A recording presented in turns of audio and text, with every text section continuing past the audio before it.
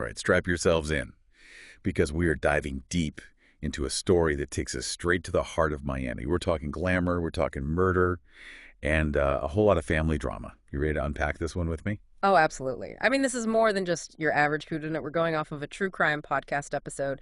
It is a story full of twists, betrayals, and, yeah, like you said, a whole lot of family drama. Yeah, I mean, the victim, Benji Novak, was practically like Miami royalty, right? I mean, his family, they owned the Fontainebleau Hotel back when it was like the place to be. Can you imagine that? Like Sinatra chilling by the pool, the Rat Pack Yeah. just like hanging out in the lobby. Oh, absolutely. It was the playground for the elite, luxury and extravagance. And it's with this backdrop that Benji builds his own empire. You know, a convention business brings him wealth, and apparently a whole lot of Batman memorabilia. Okay, wait. Batman memorabilia. Now that's interesting. What kind of guy collects all that Batman stuff? I mean, is it just like a fun hobby, or is there something, uh, I don't know, deeper there, like a need for escapism or something? That's a great question. And it really shows how complex this case is. We have to like go deeper than the surface, right? Past the wealth and the glamour to get to the man behind the mask, so to speak. And that's where it gets really interesting. Because this isn't just some story about a rich guy and his, toys. We got to talk about Narcy, Benji's wife, who, get this, he met at the strip club where she worked. Talk about a meet cute, right? It's quite the juxtaposition, isn't it? You have this millionaire businessman and this exotic dancer, and their worlds collide in a way that seems like something out of Hollywood. But under the surface, their relationship was far from a fairy tale. Benji, well, he had a wandering eye, and let's just say some unconventional desires. Bondage, to be specific. And Narcy, well, she was intensely jealous. Hold up, bondage. Okay, now that is a detail that just sends shivers down my spine. And you're saying that this seemingly insignificant thing ends up being a major part of the puzzle. Oh, absolutely. It's a detail that kind of like weaves its way through the whole story, casting a shadow of suspicion and leading us down a very, very dark path. Okay, so we got this mix of big personalities and some hidden desires. But things take a dark turn when Benji is found murdered in his hotel room. Brutally murdered, bound and tied. And guess what?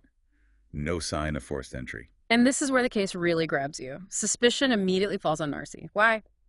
Well, the bondage thing is eerily similar to something that happened before when she allegedly robbed Benji, tying him up in a similar way. It's a pattern that's hard to ignore. So is it really an open and shut case? We have this potential pattern, but Narcy claims she was in love with Benji.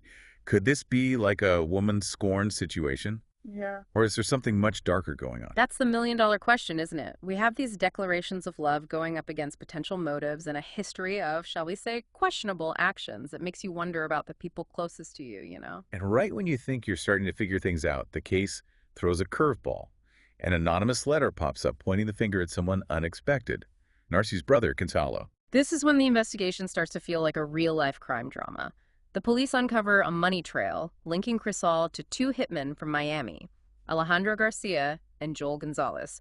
We're talking phone records, surveillance, the whole 9 yards. Whoa, whoa, whoa. Hitmen. Things just got real. So how do these hitmen fit into all of this? Do they back up Narcy's story, or do their confessions tell a much darker story? Their confessions are, well, chilling, to say the least. They admit to the murder and they implicate Narcy in the plan. They paint a disturbing picture of what happened that night. But this is where things take a really shocking turn. This is just getting wilder by the minute. What could be more shocking than hitmen and family betrayal? As the investigators dig deeper, they find another murder. The victim, Bernice, Benji's mother. She died under suspicious circumstances just a few months before Benji was killed. Remember how we talked about Benji being concerned about his mom's death? Well, this is where it all comes back around. Hold on, are you saying there were two murders? And Benji's mom was also a victim? And Narcy might be involved in both? This is crazy. That's exactly what the investigation found. The hitmen, they confessed to Bernice's murder, too, saying Narcy hired them for both. It's a huge twist. It makes you rethink the whole case. This isn't just a crime of passion anymore. This was planned. This was cold-blooded. This whole thing's like a Greek tragedy or something. Narcy's own daughter, Mayabad, she went into hiding because she was scared for her life. And that anonymous tip about Crisal, well, it came from one of Narcy's sisters. This family, I mean, the betrayal is just, I don't even know what to say. It really makes you think about family, doesn't it? What would push someone to kill their husband and their mother-in-law and then maybe even try to hurt their own kid? The motive seems pretty obvious, right? Money. Narcy would have inherited millions from both Benji and his mother. But was it all about the money, or was there something else going on, like resentment? Hmm. Or maybe she just wanted to be in control. It's easy to say it was all about the money, but people were complicated. There were obviously problems in the family, maybe conflict, maybe even abuse. Could this have been Narcy's way of getting back at them, taking control? The details about Bernice's murder are just awful. To think that Narcy could have done that to her own family, it's hard to understand. It shows how ruthless she could be. The hitman said he waited for Bernice outside her house and attacked her with a wrench. I mean, the level of violence is just unbelievable. It sounds like Narcy was playing a dangerous game using her own brother to hire these hitmen and plan these murders. Was she trying to get rid of anyone who was in her way of getting all that money? It's scary, isn't it? To think that someone could be so obsessed with money and power that they would go to such extremes. And it makes you think, how well do we really know the people in our lives? Could someone we think is a friend or a loved one actually be capable of something like this? This whole case really shows you that you can't judge a book by its cover. We make assumptions about people based on what we see, but underneath there could be something much more complicated, even dangerous. Yeah, for sure. And this case shows just how important it is to notice those little red flags. You know, those little things that seem off that might point to something bad? Maybe if someone had seen those signs, if someone had said something, maybe things could have turned out differently. What do you think? It's a heavy thought. Yeah. It makes you wonder how many tragedies could have been stopped if we were more aware, if we were more willing to say something when something doesn't feel right. Right. It's on all of us. We can't ignore the possibility of darkness, even in the people we love. So they had this dramatic trial with testimony from the hitmen and all this evidence. Narcy and Crisal, they're both found guilty of both murders. So is that really justice? Does that bring the victims back or take away the pain that their families are going through? That's a tough question. I mean, on one hand, it holds them responsible, right? They face consequences for what they did. But on the other hand, it doesn't bring the families any closure, and it doesn't really get to the root of why this kind of violence happens. This whole thing is just a tragedy.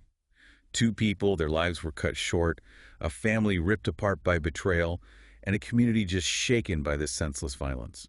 And it really highlights the impact of greed, jealousy, and ambition that just spirals out of control. It shows that even with all the glitz and the glamour, there can be darkness underneath, and it can have consequences that reach far beyond the victims. From the fancy Miami scene to the dark side of human nature, this case has been a roller coaster. It's a story that'll stay with you, you know? It makes you think about some tough truths about people. Yeah, I get that. It really shows how important it is for all of us to be aware, to pay attention, and to do something when things feel wrong. This case is a perfect example of what happens when we ignore those warning signs, when people need help and no one's listening. This isn't just about a family destroyed by greed and violence. It's like a mirror, you know? Yeah. It shows us how much darkness we all have inside. It reminds us that evil doesn't always look like a monster. Sometimes it looks like ambition, jealousy, or even love that's become poisonous. That's what makes this case so disturbing. It forces us to face the fact that darkness can be anywhere, even in the people we think we know best. It tells us to look deeper, to question what we believe, and to be careful to protect ourselves and the people we love. So what can we learn from all of this? What can we do to stop something like this from happening again? It starts with awareness. We have to be able to see those little signs of trouble, the red flags that often come before violence. It could be a change in how someone acts, a pattern of aggression, or even just a comment that seems off. And what about actually doing something? What if we see one of those red flags? Do we say something? Do we get involved, even if it's not our business? That's the big question, isn't it? And it's something we all have to deal with. Staying silent can make you part of the problem. We need to create a world where speaking up is a good thing, where asking for help is seen as strong, not weak. It's about building a support system, a community where people feel safe and know they can ask for help if they need it. Talking to a family member, a friend, a therapist, or even calling a hotline. There's help out there to deal with tough situations before they turn into something terrible. Exactly. And remember, helping doesn't have to be a big confrontation. Sometimes it's just listening, showing you care, or connecting someone with the right resources. So, to everyone listening, we leave you with this. This case might be over, but the conversation about awareness, intervention, and prevention needs to continue. It's a conversation that could save lives. What signs are you missing in your own life? What can you do today to build healthy relationships, deal with conflict, and create a world where darkness doesn't have a place to hide? Thanks for joining us on this deep dive. We'll see you next time.